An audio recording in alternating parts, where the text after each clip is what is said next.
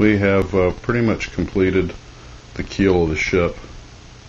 The problem was the propeller mechanism and the rudder and everything had trouble staying in place while it hardened. I used a small amount of putty to help hold the rotor in place while it hardened.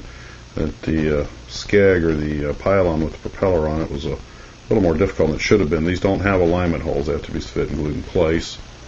Unfortunately, the one of the strakes down the side of the ship had chipped out, so I used some putty to build that up. I'm going to sand that down as stabilizing fins, and unfortunately the bow piece was already on it. And next thing we're going to do is to prime it and paint it. I'll prime it in black, then I'll tape off the upper edge of the black for the black cheat line, and then we'll go on with the red. A couple of the rocket launchers already glued them on their mounts, so I'll prime and paint them afterwards.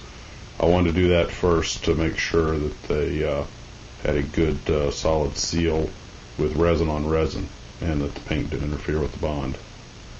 Also, I started working with a few of the brass components.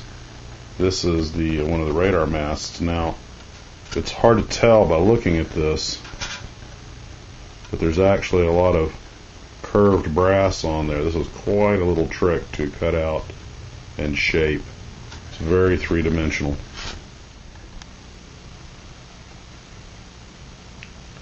And I did this piece prior to any painting or priming to make sure we had good bond on bond, brass on brass bond. Another component that goes with that, another component that was very tricky to bend into place, it's very three-dimensional, was the mast for the radar unit.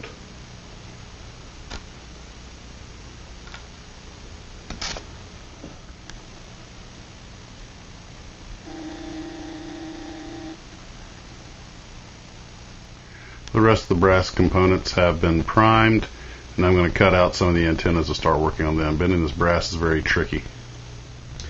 Well, we tried priming it with black, but I don't know if I missed some of the mold release agent or it was just a reaction with that paint.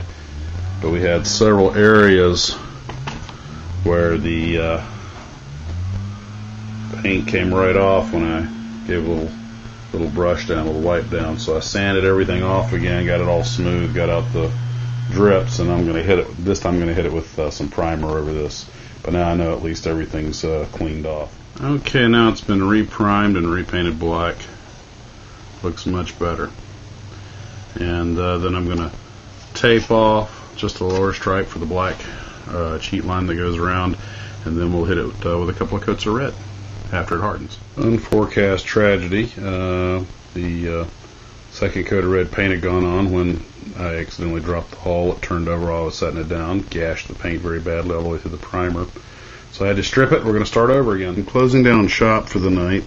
This is the MAC, the single mast system, and I have to get one of the radars on it still. This is all brass wire on top, and this horizontal yard arm antenna has been an absolute nightmare, largely because you have to first get those little wire mounts on, which is no small feat, and then of course the antenna itself. We had some trouble with the captain's yacht davits. No type of glue seems to want to adhere to the, looks like pewter metal they use, so now I'm trying white glue. The super glue didn't work.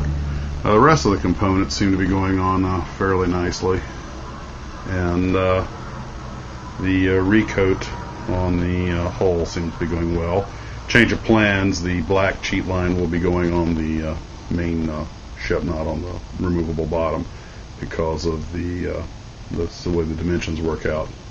Have the helipad, the helicopter hangar attached now also, and a couple of tiny little wire components you can hardly even see. And of course I've got a nice piece of wood to mount it on now. Got a craft store, so I'll have to do that also. So that's all for tonight.